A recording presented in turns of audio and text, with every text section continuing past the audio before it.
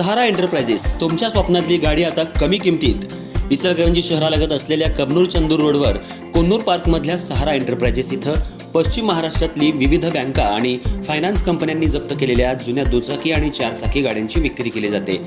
Showroom किमतीपेक्षा 25 ते 50% कमी दरात, उत्तम स्थितीत आणि संपूर्ण कागदपत्रांसह त्वरित डिलिव्हरी. दुचाकी 20,000 पासून पुढं तर चारचाकी 50,000 पुढं. आपल्या पसंतीची कार किंवा बाईक आता अगदी परवडणाऱ्या दरात घेऊन जा. विश्वास, पारदर्शक व्यवहार आणि उत्तम सेवा हेच आमचं वैशिष्ट्य. पत्ता Konnur park, Kabnur Chandur road, Ichalkaranji. Proprietor Rajubhai Ajgar. संपर्क 80 55 81 09 10 आणि 98 60 78 57 86. सहारा एंटरप्राइजेस, दर्जा, विश्वास आणि बचत यांचं परिपूर्ण ठिकाण.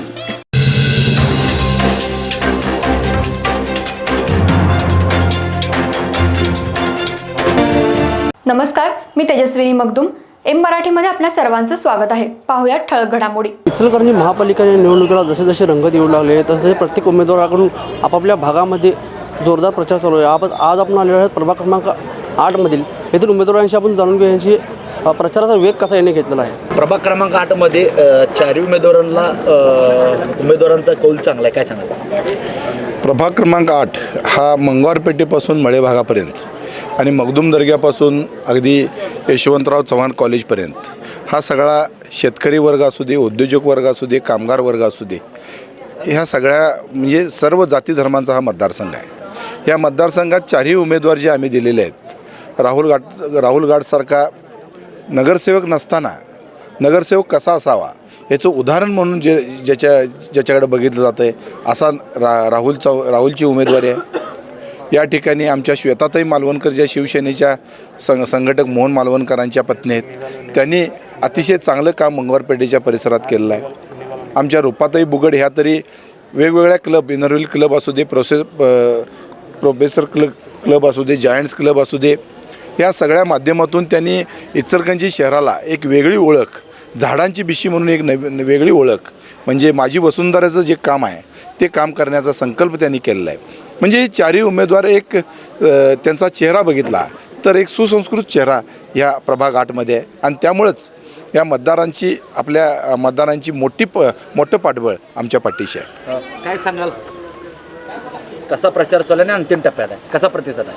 प्रचार हा आमचा गेली 1 महिना झाला. आमचा प्रचार घर टू घर आम्ही जाऊन मतदारांना आम्ही सांगत आहे की आम्हीच का नगरसेवक पाहिजे किंवा आम्हीच भागाचा विकास का करू शकतो हे आम्ही मतदारांना पटवून दिलेलं आहे. आणि ते मतदारांच्या मनात पण आहे की विकास जर कोण आपल्या भागाचा करत असेल तर हे आम्ही 4 जणच करू शकतो. कारण त्यांना माहिती आहे की आमच्या पाठीमागं आमदार साहेबांची मोठी ताकद आमच्या पाठीमागं आहे, खासदार साहेबांची मोठी ताकद आहे. निधी हा खासदार आणि आमदार फंडातूनच आम्ही देऊ शकतो.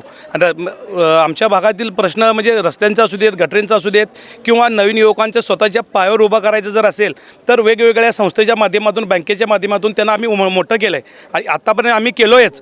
पण इथून पुढेही आम्ही आमदार साहेबांच्या माध्यमातून आणि खासदार साहेबांच्या माध्यमातून त्या सर्व युवकांना आम्ही आमच्या संघट घेऊन जाऊन त्यांना मोठं करून त्यांच्या पायावर उभं करण्याचा ध्यास आम्ही घेतलेला आहे. काय सांगाल ताई, तुमची उमेदवारी शिवसेनेकडून काय सांगाल?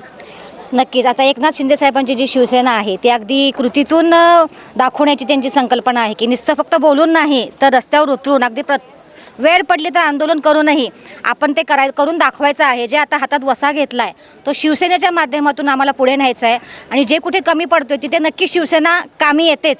जिथे कमी तिथे आम्ही, ही संकल्पना शिवसेनेची आहे, ती प्रत्यक्षात उतरवण्याचा प्रयत्न आम्ही नक्कीच करू. पुढचे 5 वर्ष धोरण काय असेल? पुढचं 5 वर्ष बघायला गेलं तर रस्ते, गटरी हे तर आहेच. पाणी आता हे आवाडे साहेबांनी सांगितलंच, 1 दिवस आड आम्ही पाणी इचलकरंजीला देऊ. या संकल्पनेतनंच आम्ही ती संकल्पना पाण्याची असू देत किंवा स्वच्छ गटारी असू देत किंवा ज्या लाईटी आहेत रस्त्यावरच्या त्या व्यवस्थित कायम स्वरूपात राहतील, ही संकल्पना पुढची आमची राहील. काय सांगाल ताई, तुमच्या घरात नगराध्यक्षपद राहिलेलं आहे, राजकारण आहे, तुम्ही एक सामाजिक कार्यात असता, काय सांगाल पुढची धोरण काय असते? नमस्कार. सर्वप्रथम मी उमेदवार भारतीय जनता पार्टीच्या सौरूपा उदय बुगड, प्रभाग क्रमांक 8 मधून मधून आहे. मी लाईट, पाणी, रस्ते हे तर मूलभूत गरजा आहेतच आणि त्या पूर्ण करण्यासाठी आपले सर्वांचे कार्यसम्राट आमदार राहुलदादा आवाडे साहेब आहेत, प्रकाश अण्णा आवाडे साहेब आहेत, हळवणकर साहेब आहेत. ह्यांच्या प्रयत्नातून हे सगळं घडतच आहे, होणारच आहे. पाणी तर येणारच आहे, आत्ताच अण्णांनी सांगितलेलं आहे. पण माझं आणखीन एक विजन आहे की आपल्या भागामध्ये महिलांना घर बसल्या रोजगाराची निर्मिती करून द्यायची आहे. कारण मी आता प्रचारासाठी ज्यावेळेला फिरत असते त्यावेळेला मला महिला बाजूला घेऊन सांगतात की ताई आम्हाला घर बसल्या काहीतरी काम पाहिजे. तर त्यासाठी मी सर्वतोपरी प्रयत्न करेनच. त्याचबरोबर आपला प्रभाग क्रमांक 8 इचलकरंजीतील सर्वोत्कृष्ट भाग कसा होईल, कसा करता येईल ह्यासाठी मी प्रयत्न करेन.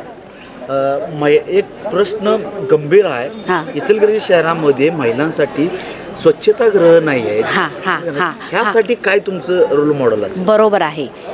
अगदी योग्य म्हणजे प्रश्न विचारलात की प्रत्येक महिलेला ती फार गरजेची आहे. कर्नाटकात बघितलं तर अंतरावरती आहे, पण आपल्या महाराष्ट्रात म्हणा, कोल्हापूर जिल्ह्यात म्हणा, अजून तशी सोय झालेली नाही आहे.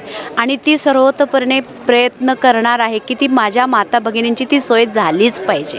त्यासाठी आम्ही हाळवणकर साहेबांना सांगेन किंवा आवाडे साहेबांना सांगेन. आणि त्यासाठी आपले लाडके मुख्यमंत्री देवाभाऊ त्याची मंजुरी नक्की देतील एवढी मला खात्री आहे.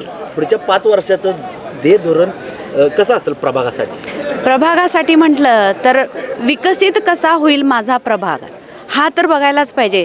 पाणी, रस्ते हे तर मूलभूत गरजा आहेत. पण त्याचबरोबर माझ्या भागातील जी तरुण पिढी आहे ती नुसती मोबाईलमध्येच आहे.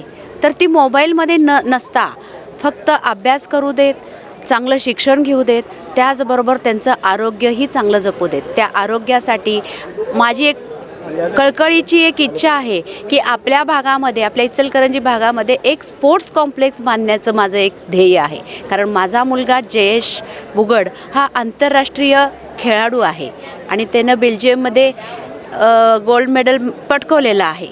त्यामुळे मला ह्या इथल्या महिलांचे प्रश्न सुटतीलच, पण त्याचबरोबर आपल्या लहान पिढीलासुद्धा जास्तीत जास्त चांगल्या प्रकारे घडवण्याची माझी खूप तळमळीची इच्छा आहे. आता आपण जाणून घेतलं प्रभाग क्रमांक 8मधील या 4ही उमेदवारांकडून त्यांची मते जाणून घेतलेली आहोत. प्रभागाचा विकास कसा करणार, नागरिकांनी त्यांना कसा त्यांच्या पाठीशी मतदाराजा हा ठामपणे उभा आहे हे त्यांनी सांगितलेलं आहे आपल्याला. आता पाहूया 15 तारखेला जनता कोणाच्या पाठिंबा राहते आणि कोणाला कौल देते. कॅमेरामॅन रोहनसह मी निखिल बिसे, एम मराठी, इचलकरंजी.